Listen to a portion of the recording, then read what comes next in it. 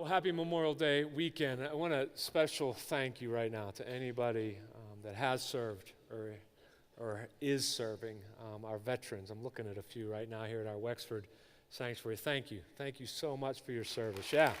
Across all campuses. Let's go ahead and do that. Yeah. So as a church, we are taking a deep dive into the Gospel of Mark, and back in March, we examined these recorded conversations and encounters that Jesus had with the religious leaders of his time. And we cautioned everybody during that series to be careful not to allow sort of the religious leader preferences that maybe we come to dictate our spiritual health. We too, as a people, can get bogged down in religious traditions and customs, and we can do that sometimes and miss the greatness of God. And last week, we began the second of these three series as we looked at, again, recorded conversations and encounters that Jesus had with these large crowds that follow him. And if you were with us, I used this rather explicit sort of graphic to describe this large crowd or this worldly mentality that we have. And I said that sometimes when we get caught up in that, we can unknowingly be standing in our own spiritual grave. And then in July, we're going to come back to this and complete the book of the Bible study on Mark by looking at, again, these recorded conversations and encounters that Jesus had with his disciples. So last week, we saw these large crowds that began to follow Jesus immediately. Literally, as soon as he starts teaching with authority and begins healing the sick, these large crowds come out from everywhere. And for 3 years, these crowds, they get to witness miracle after miracle, healing after healing. They saw him literally raise folks from the dead. Yet at the end of the book of Mark, we're going to get there in a couple weeks from now, at the end of the book of Mark, Jesus is now hanging on a cross for the forgiveness of the sins for those large crowds that have followed him. And you know what they're asking for? One more sign. Hey, give us one more miracle. Come on down from that cross and save yourself, and then we'll believe. Like it's almost bewildering that they watched all this transpire, yet they're still asking for another miracle. But I think this also helps us sometimes understand the large crowd, sort of the world that's out there, and this influence at times that they have to draw us away from God. This influence that wants to distract you and to cause you to doubt the significance of God. You know, it's really early in the sermon, so I'm like 2 minutes in. So I think I still got your attention, right? I hope. Goodness, if you've lost me already. I want to make a couple points here and just make sure that we're all on the same page when it comes to the world or to these large crowds that I'm going to be talking about throughout this series. I want you to hear a couple things from me right away. One, I am not this guy that says everything out in culture, everything out in the world is evil, it's bad, and everything in church is good, right? See, something that attracted me to Northview when I came here 15 years ago, that one of our core values from the beginning of this church is this. It's to engage and influence culture. It's one of Northway's core values. See, I believe this Christian mentality sometimes where we think that we're supposed to circle up our Christian wagons, right, and rail against everything. Protest every change and shift in today's culture. If we do that as a church or you do that as an individual, it's going to leave you, one, exhausted, and two, marginalized. Eventually, people are just going to tune you out. They're going to stop paying attention. Whether you like change or don't like change, our culture is and will always have been in a constant state of change. And as a church, we need to engage our culture. Now hear me, I said engage, I didn't say embrace. You know, in some conversations over the last 6 months with some mainline denominational church leaders here in the Pittsburgh sort of 4 or 5 county region, I've come to know that there are 3 major mainline denominations that plan on closing or merging 210 churches in the Pittsburgh region over the next 3 years. And there's a lot of reasons for that. Some of it's demographic and just building and parking or whatnot. But in speaking with them, there's also 2 other reasons that they have in common. One is this, that the churches just got stuck in religion and traditional preferences. We talked a lot about that in the first series. And the second reason was this, and some of them just admit it, we were unwilling to engage and influence the culture. Therefore, we became disconnected and deemed irrelevant. So here's a really silly, this is silly. This is a simple example, though, of what I'm talking about, okay? So this is no real big thing, just a really little silly thing. I'm just trying to illustrate a point. If you're at our Wexford campus in the sanctuary right now, or if you're watching this online at one of our other locations, if you ever visit the Wexford campus, you might not know this, or you'll notice it when you get here, that we replaced all of our platform lighting in the whole room. It was 20 years old. It was an energy-efficient nightmare. And the replacements of these dated bulbs and fixtures were literally crushing our yearly budget. We saved for about 2 years in order to do this. We did not run a capital campaign. We didn't say hey, give $100 and we'll name a light bulb after you. No, we didn't do that, right?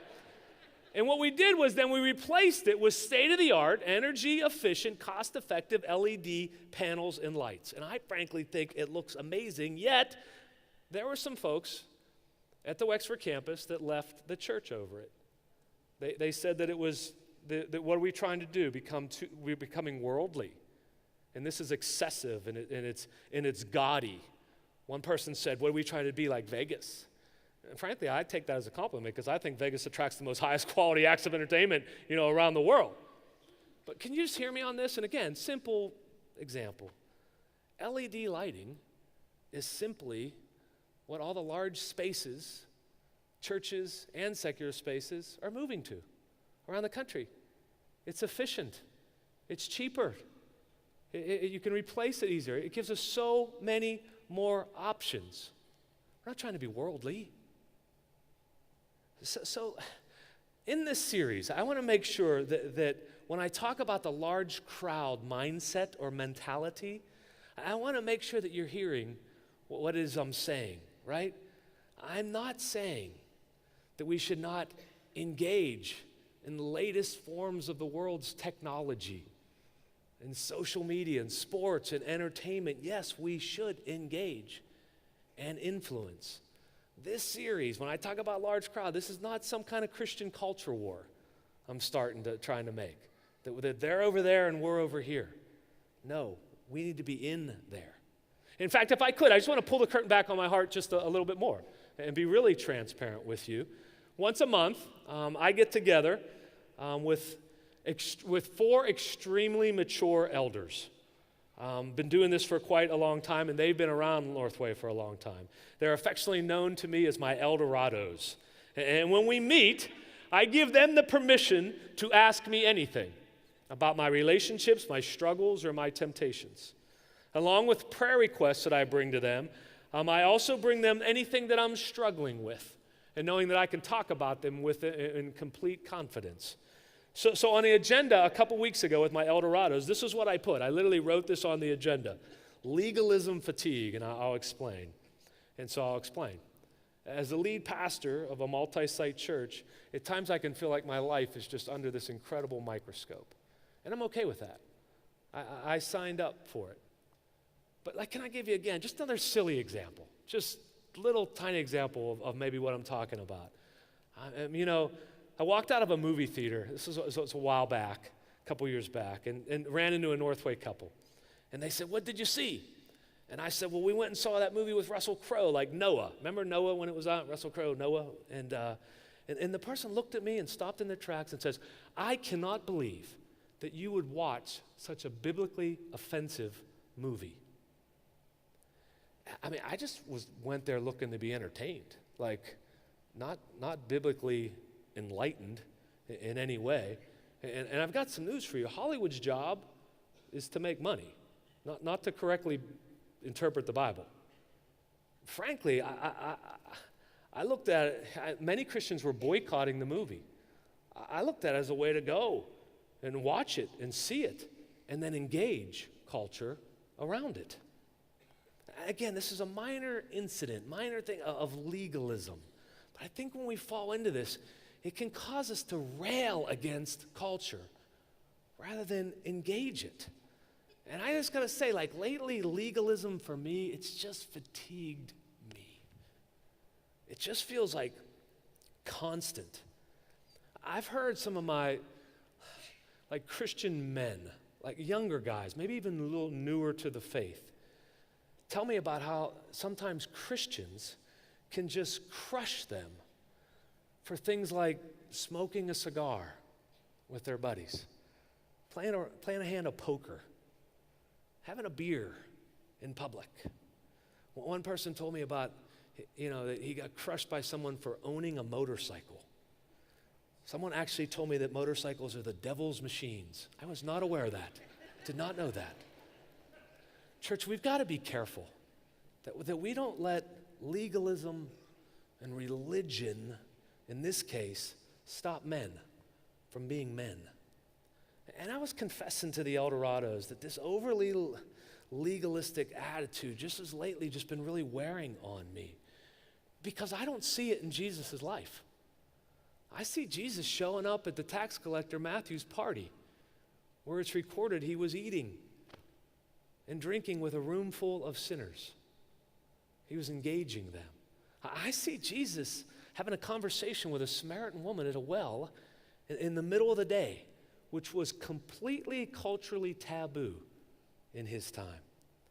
Over and over, he engaged the culture, and most of the time, the only time he spoke harshly to people were religious leaders and legalists. And as a man, I just gotta tell you, I feel like I can fully love Jesus with all of my heart and still engage culture. And speaking to these leaders of these 3 denominations that are going to close 210 churches, you know something else they said they have in common? They lost their men. Legalism and religion, I believe at times, have attempted to strip men of their masculinity, causing them sometimes just to check out of churches. So as we move on in this series, I want to make sure that you are not hearing me say something that I'm not intending to say. Because I am saying we need to engage and influence our culture. Standing on the edge of the crowd and whipping insults and rocks at them, that's not the church I want to be. I do not want to be a legalistic, bogged down in religious traditions type of church.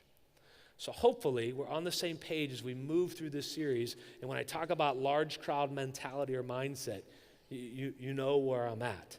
So last weekend we left off in Mark chapter 4 with these large crowds pressing in on Jesus. And today I want to pick up in Mark chapter 5.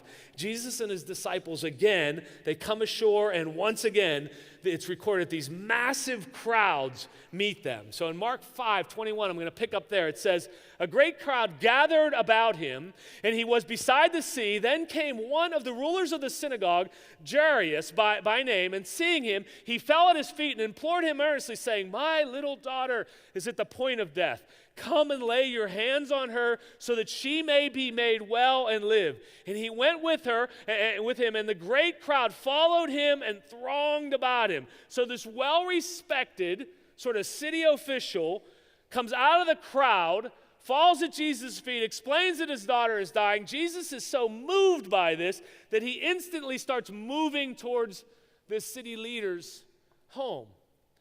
And what happens next, I actually taught on 2 weeks ago on Mother's Day weekend. I taught on these specific scriptures that as they were moving to Jairus' house, Jesus is interrupted. If you recall this, a woman steps out of the crowd, sort of sneaks up behind Jesus and touches the hem, the cloak, the fringe of his garment. And I'm not going to get into all the details of that story because I unpacked it pretty thoroughly a while back, but we don't know this woman's name, but there is much detail given about her condition. It said in the scripture that I read back then on that week that for 12 years it was recorded that she had an issue with a discharge of blood. And, that could have been a result of giving birth. Maybe it was some kind of a menstrual issue that she was having. However, what I did point out a couple weeks ago that I do want to point out again today is this, that condition would have caused her to be deemed a social outcast. She would have been pushed to the fringes of community.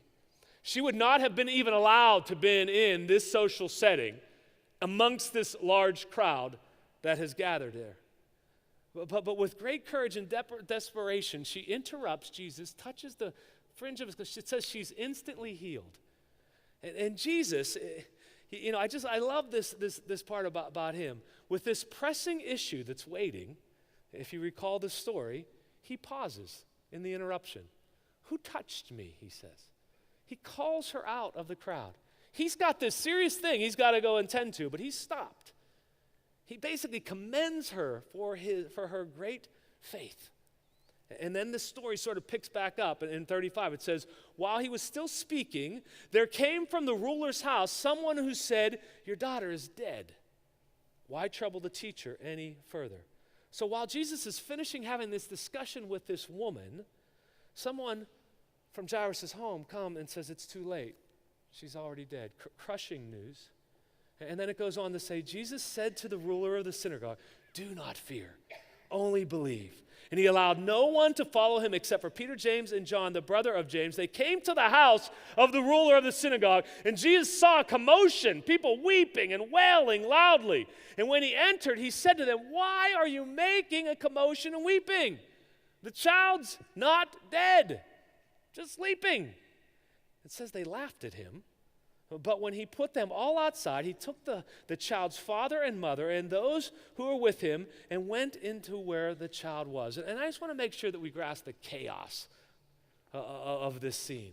Somehow the word has gotten out from the house, out to probably the family and the neighbors that have gathered outside and about the girl's death, and they are weeping and wailing. And then Jesus makes this seemingly absurd statement, right? She's not dead.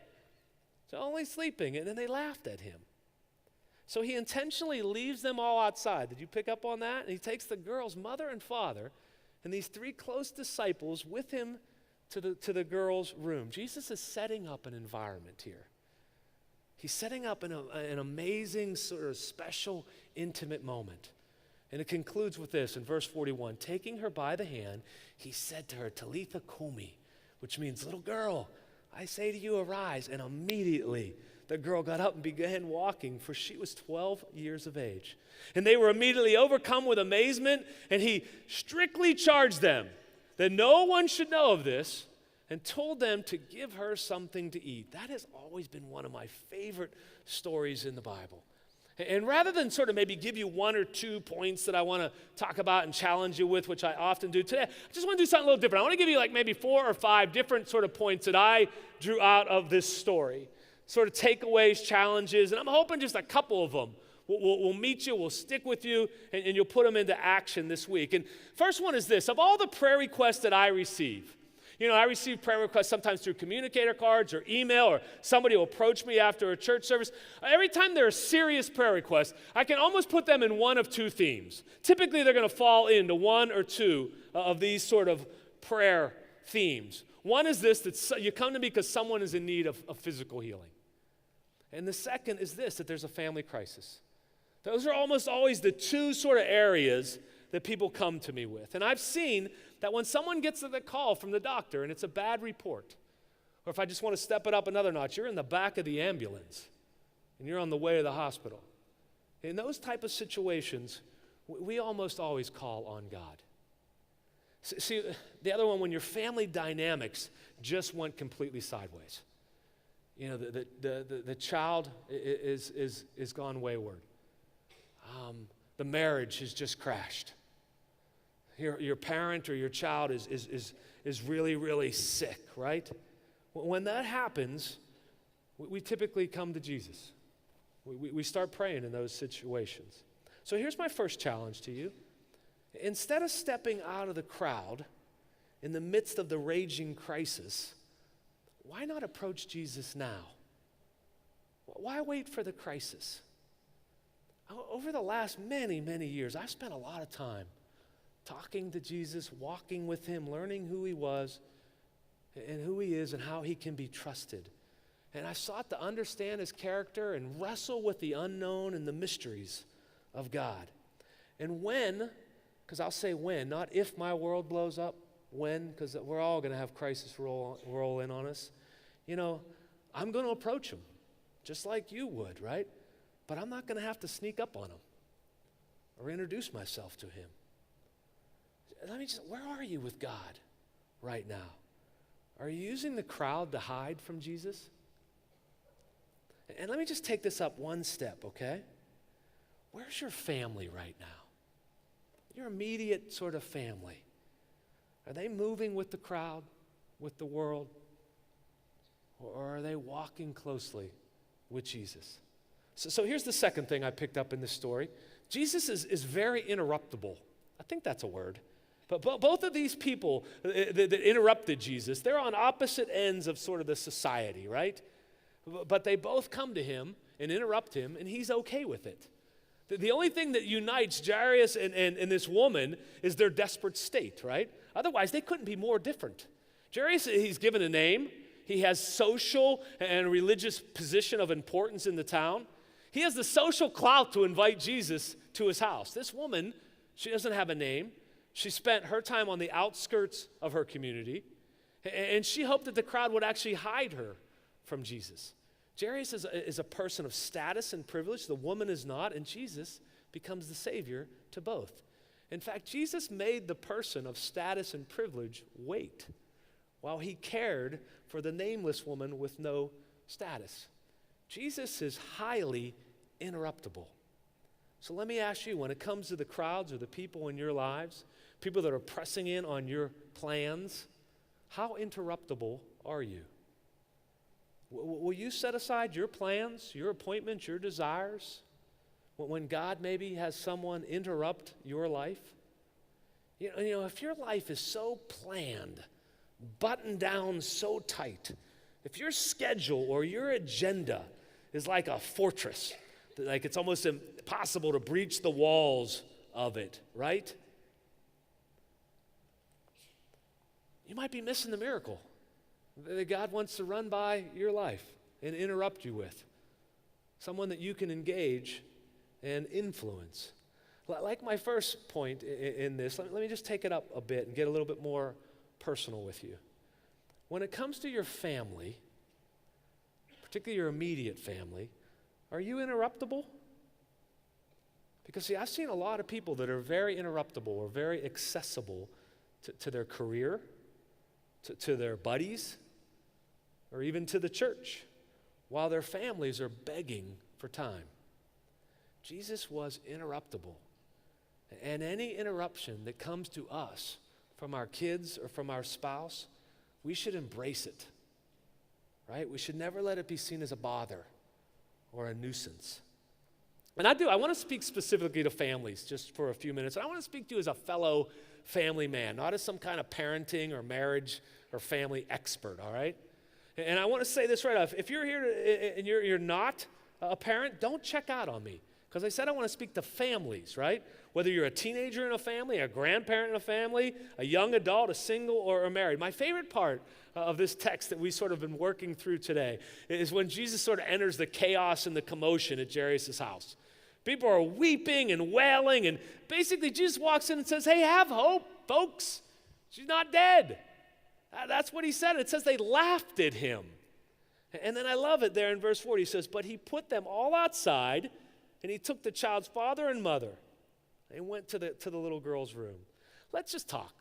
Family is challenging sometimes, right? Of course it is. Like being a united family, a family just trying to do life, to love one another well. It's hard, like it is. And so many families I know, mine too, they come with a ton of baggage and dysfunction. And some of that may have been inherited to you by parents' decisions. And some of that might be your own dysfunctions based on foolish choices. But it's hard to be a family. Being a family, though, that is attempting to keep faith as a central core component of their lives in today's culture is really hard. Can we just be honest? It is. It's hard. Let's just admit that. If you're going to keep faith at the core of your family, then you're going to need to know there's a lot of skeptics in the crowd, right? There are going to be a lot of people that are going to laugh and ridicule your hope, your faith. Parents, there will be a lot of people out there suggesting alternative opinions to your relationship with your kids. And kids, whether you're 13 or 30 and you're listening to me today, there'll be a lot of people out there suggesting alternative opinions as to your relationship with your parents. And what did Jesus do amidst all those alternative opinions to his voice of hope and faith? He put them outside. So he put them all outside. Hear me for a couple minutes here. Parents, love the kids that you have, not the ones people tell you that you should have. Don't let skeptics tell you what your kids should or should not be like. Do not let the crowd tell you that your kids must make these grades or practice this many hours or play on this many teams or behave this way or that. Love your kid. And kids, teenagers, young adults, love the parents that you have, not the ones that maybe the people in the crowd are telling you that you should have. Don't let the skeptics tell you what your parents should be or should not be like. Don't let your friends in the crowd say that your parents ought to let you do this or stop being so controlling or old-fashioned or strict. Love the parents you have. Jesus was not going to let that crowd influence the moment that he was about to create. And he put them outside. He takes the mom and the dad and his closest 3 disciples with him to this room where this little girl is, and he creates a family moment. Jesus is intentionally setting up an environment in that room of faith and hope and joy and love so it can unfold. He wants this to be a special and intimate moment. He doesn't want a lot of drama and a lot of other voices in the room. And my guess is that mom and that dad and that little girl, they never forgot that moment. I bet they talked about it all the time. I bet they revisited it. I bet they even recreated it in the coming years. Families, and I'm not just talking to parents here.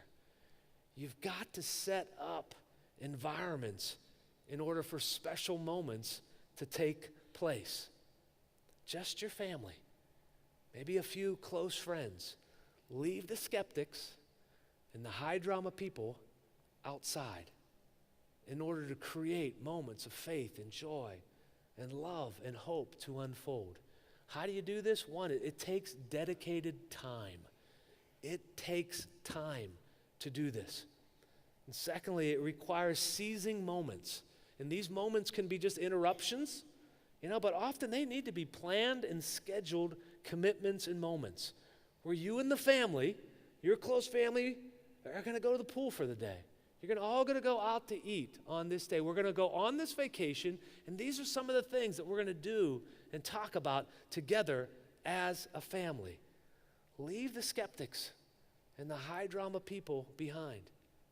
And then there's a third one. You've got to celebrate milestones, big events in your life, like baptisms. When one of your kids gets their driver's license, that's a milestone event. Celebrate that with them, right? Create a milestone of a family mission trip you're going to take together.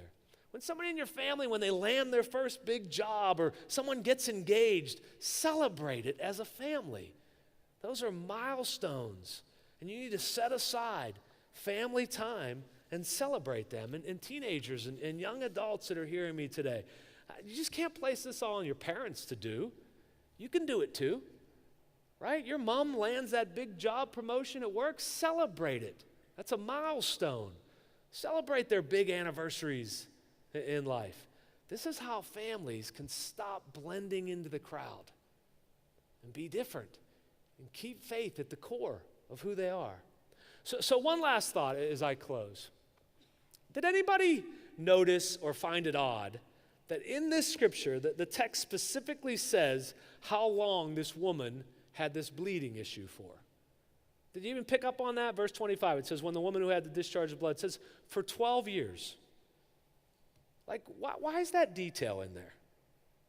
Why not just say many years? Did anybody notice how old the little girl was? In verse 42, it said, and immediately the little girl got up and began walking. And then, in parentheses, why did she was 12 years of age. What if? This woman's 12-year bleeding issue was the result of her having that little girl 12 years ago. Like, what if this bleeding issue did indeed deem her unclean, driven to the edge of community, leaving her marriage and her motherhood deeply affected? And what if in that crowd that day, because she also knew that her little girl was sick, she followed her husband? And when Jesus approached, though, she slipped into the crowd. And what if in that room, in that environment that Jesus created, leaving the skeptics outside, in addition to healing a little girl, he reconciled an entire family back together? Now, let me be really clear on this. There is not one stitch of biblical truth to that. There's no biblical, proof of that at all. When I get to heaven, I might ask, though.